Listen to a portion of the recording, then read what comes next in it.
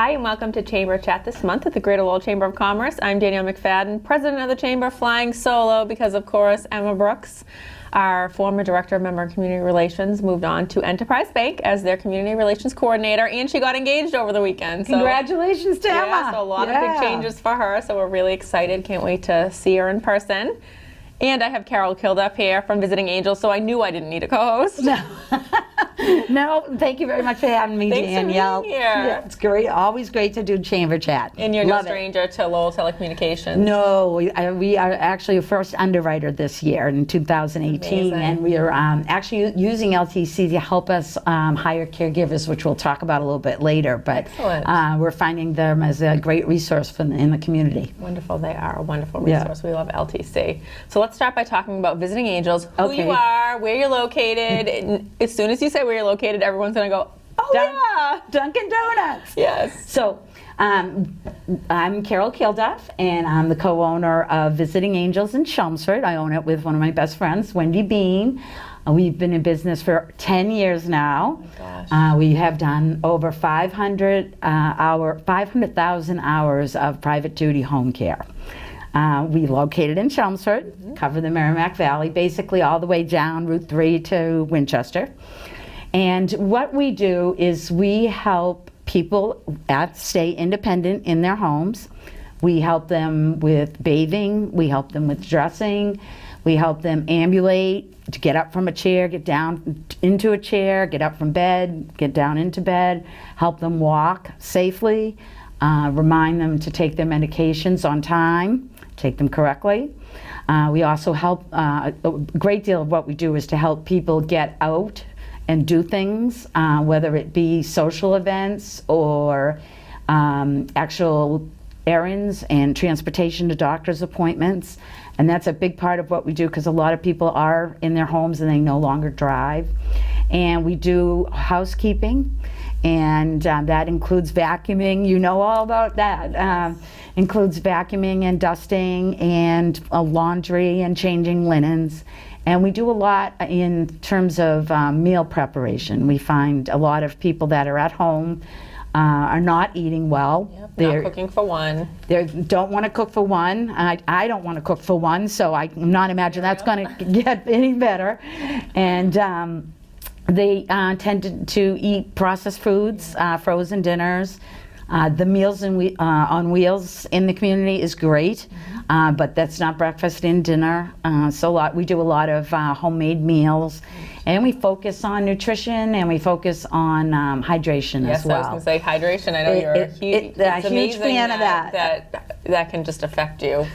We work a lot with Chelmsford Crossing, and the community relations director brought me a huge water bottle, and it's 20 ounces, and I drink that at least 3 times a day.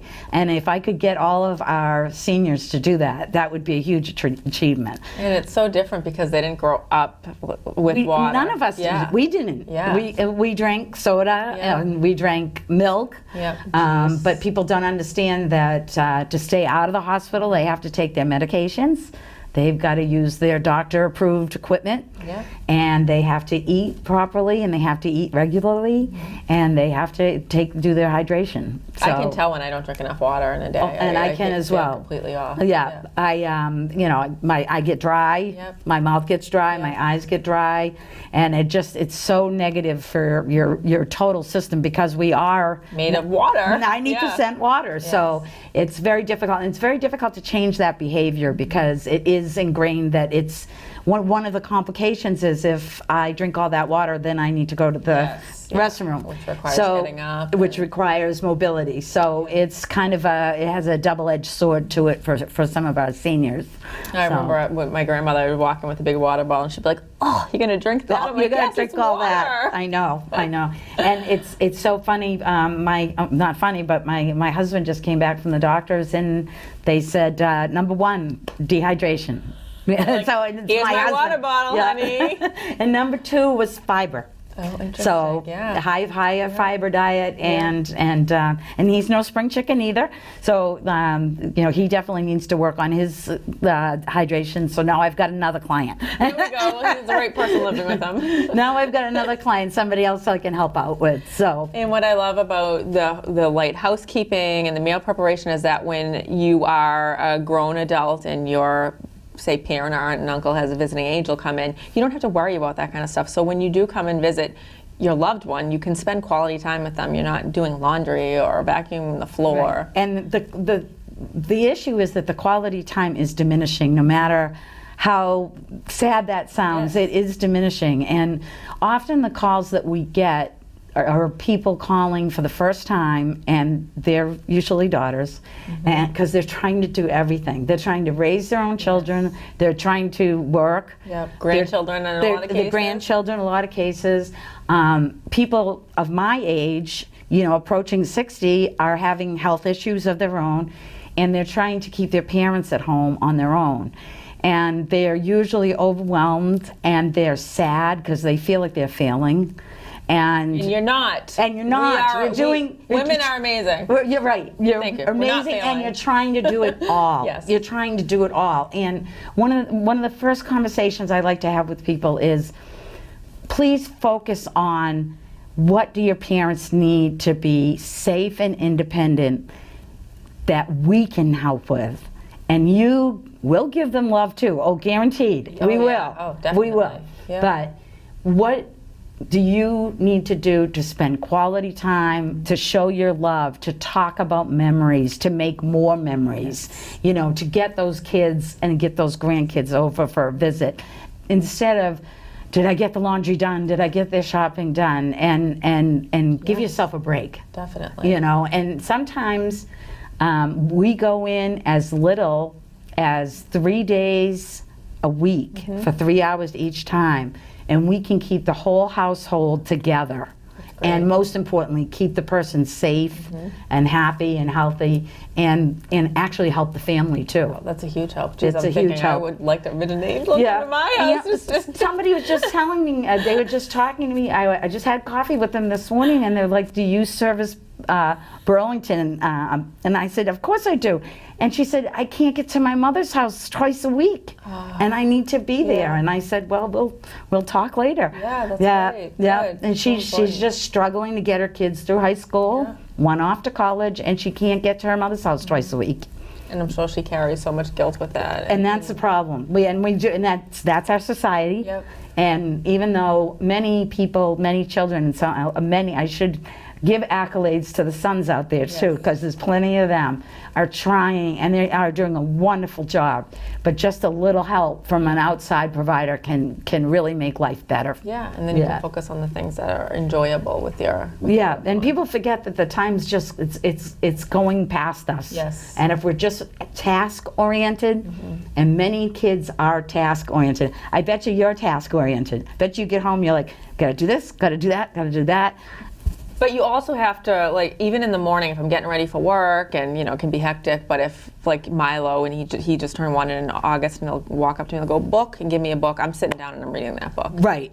See, but you're Like, fitting that in. Yeah. You're fitting that in. Yes, but it's so important. It's to so do important to find the balance. Yes, Right. yeah. Between the love and the task. And now you're hearing so much about self-care too, and as like the care provider, Right. how important it is to take care of yourself, because if you don't take care of yourself, it's hard for you to take care of anybody else. And that's another thing that Visiting Angels does, is we actually provide what we call respite, and that is for the care provider. Many times with a senior couple, there is a primary caregiver, and that is the spouse, and the spouse will not take care of themselves. Yep. And so you have a sick person that, for example, might have Alzheimer's. The caregiver is up all the time, doing things all the time, and can't take any time for themselves. Yeah. So sometimes, again, we just give them a day or two a week where they can go out to lunch with friends, Yep. go get their hair done, get a pedicure. I Yeah. know it sounds small, but it's big. just Yeah. taking some time to decompress. Well, also you hear sometimes if somebody's the caretaker for a sick spouse, they end up getting sick because they're not taking care of themselves. And that happens. You don't want That that to happens a happen. lot. And then that is a real crisis point. One of my first cases when we started the business, and I don't know how this happened, but it was a Sunday afternoon, and I got a call from Lowell General Hospital. And they said, we have a woman here in the emergency room. She has advanced Alzheimer's, and her husband has had a major, massive heart attack. And there's no family. And somebody, and I think it must have been one of the services that they had pinned my card to her sweater in the ambulance. Oh my God. So they called me, and we went over and we took care of her until her family could get here because they were out of state. But that is an example of how an unexpected problem can happen with the primary caregiver, and the person that has been getting the care is left unattended and they need help. So we do get involved in those situations. And then also the importance of families to get together to talk to mom and dad before they need the help, to say what are the kinds of things that when you end up needing help, And that is, you want the assistance. and so many people don't. We run into so many situations where they haven't even had the, do you want to stay at home? Do you want to go into assisted living? Do you want to go into an over 55 community? What are your wants? What are your wants if mom gets sick? What are your wants if dad gets sick? And so many people haven't had those conversations. They wait till like crisis mode. Right, and let alone have the horrible, difficult conversations about power of attorney and healthcare proxies, which people should have. Yes. I'm going in for surgery, which is no big deal, but I didn't have a POA and I didn't have an HCP. And I said, I went to one of our elder law attorneys, Mike Martell. It's Mike Martell in the community. And I said, draw these up for me, because you have to have them, because you don't know if you're under anesthesia or even a minor surgery. Those are things very important. Definitely. And they will help as you age if you have them in place. And you want mom and dad to help make those decisions if they can, because with family dynamics, you don't want like the overpowering son or daughter making the decisions. To make all the decisions, right? And then there's the unknown, when you're trying to make the decision, but you don't know, and you've made it, and then in the aftermath you have guilt that it wasn't what that person wanted. So if you have those conversations, difficult, agreed, difficult, but also, bring somebody in from like visiting angels or an elder law attorney and just sit and talk. And sometimes an outside person can help smooth those waters a little bit. Yeah, definitely. Sometimes you have to bring somebody else into the right. conversation, No, you don't need to. We don't need to decide that right now. Let's focus just on these two issues and things like that. Or if the conversation, the siblings are going off to say, okay, let's bring it back to mom and dad. What do you want? Right. And that's a lot of what happens too, is that the children will put their own wishes on the parents. Oh, this is the most wonderful assisted living. Wouldn't you love to live here? And don't you think the food's delicious? And isn't the social activities wonderful? And that might not be what their personality is, and it might not be what they want. So to involve them when you can is the most important thing. Right. So now let's kind of not switch gears, but talk a little bit more about memory loss and dementia. So one of the things I wanted to talk about on the show is dementia. People use that term, and that most people use it correctly, but I just want to explain to everybody what it is. Dementia is an umbrella under which Alzheimer's, Parkinson's is put under, and it's for any sort of cognitive challenges.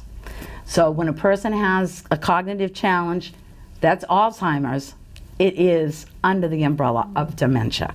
But dementia is often used as a very loose term, always associated with Alzheimer's, but not necessarily associated with other illnesses that cause cognitive challenges. Yeah, I wouldn't have ever thought of Parkinson's. So Parkinson's is in there because it can and does affect your cognitive abilities. So Alzheimer's is something that, this is a terrible statistic for me to bring up, but if you live past 85, you're about got an 80% chance that you're going to have some type of cognitive challenges. And we all have natural cognitive challenges as we age. They usually start with, where did I put the keys? Where's my purse? How do I get there again? And those are natural because our brain is just like the rest of our body. It is slowly decreasing in its power, and our brain cells do the same thing. But the early stages of Alzheimer's might not even be detectable. A doctor, a family member might not even know that the person has them, but they've started. They've started inside because the brain cells have started to actually die at a faster rate than normal. And then the next step is when people will start to identify that something's wrong. And it's usually increased forgetfulness, and it's usually recent events. Most people, and I think, most people think of somebody that's had Alzheimer's in their life. They're very clear on what they did in 1941, but can't remember what they did yesterday. And that's one of the first things that goes, is the short-term memory. And that makes life very, very difficult to remember what you did yesterday, what you ate, did I take a shower, those kinds of things. It also makes paying bills and keeping the house up very challenging, especially if you're still in the workforce. That's usually when an employer might notice. My mother had Huntington's, which would also fall under the dementia umbrella. And she was a bookkeeper, and when the disease first started to the first stages, she was having trouble keeping the books even though she was an accountant. And that's when her illness was kind of identified that something's wrong. And at this point, the family and the doctor are going to start noticing that something's off. And if you notice, that's when you might go to the doctor, and the doctor will ask a parent, who's president? What's your date of birth? What year is it? Are they in the current? Are they in the current?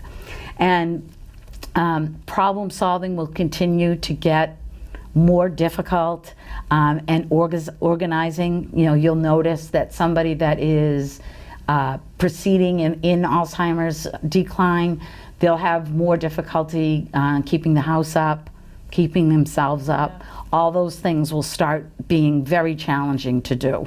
And that's when doctors really need to be brought into the equation. I am not a medical professional, but there are several great medications out there that can slow the process and assist the process. Because we'll talk a little bit later, the later stages can be extremely difficult. And then right in the midsection of the decline in Alzheimer's, bathing, dressing, remembering those important numbers like where I live, what my name is, what my phone number is, where my car is, where my car is. The grocery that store. happens to me all the time. It happens to me in the garage almost every day. That's why you put the ping pong ball on the antenna. They're there for a reason. You taught me that. Yep, they're there for a reason. But one of the emergency things that happens with an Alzheimer's person that usually causes, okay, we have to do something, is they get lost, either while driving or they get lost walking. And they can't remember where they are, they can't remember how to get home. And that's usually one of the big, huge signs from the family, to the family.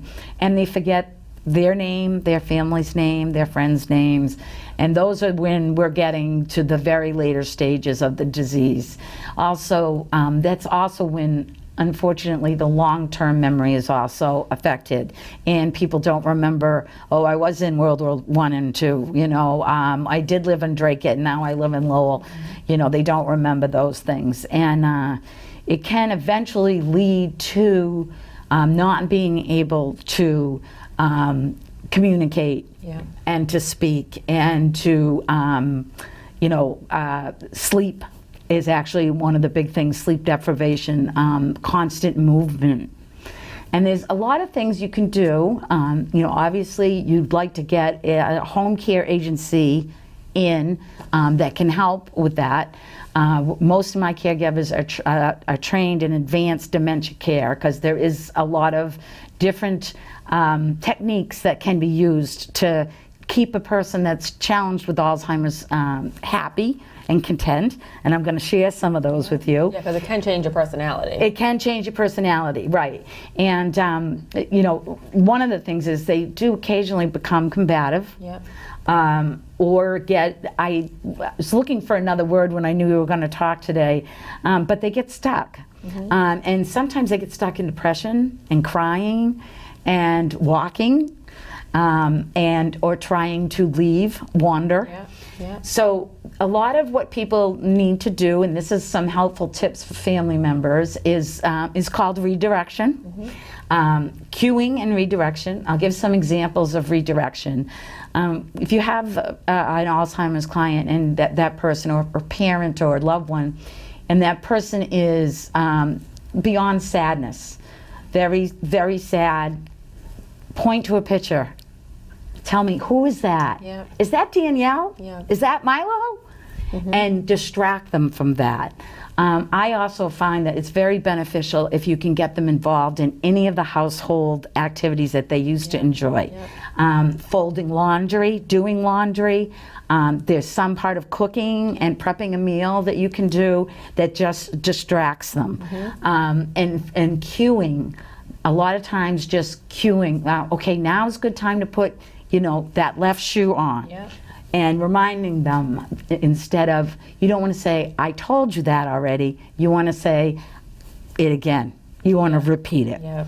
So there's very kind ways, and you can basically, and most times, handle and work with an Alzheimer's client very easily if you just learn some of these very nice techniques. Yeah, very important. Yes, and as I said, there's a lot of training, and the majority of my aides have gone through that training on how to just, have a person that's cognitively challenged have a great day. That's a huge peace of mind for families. Right, exactly. Sure. And the family can be doing whatever they want, working, they can even be in the house, but the client is safe. And they also are doing an activity, and a puzzle was another one I wanted to mention, that is an activity that person enjoys, and they're safe and happy. Yeah, I know, and then they feel like accomplished when they fold the laundry or finish Exactly, the puzzle. And it's fun to do together. Fun. You can make a big deal of it. Yep. Like, jewelry making, some some bead, things like that. Yeah. And also getting them out of the house if they'll go for a walk.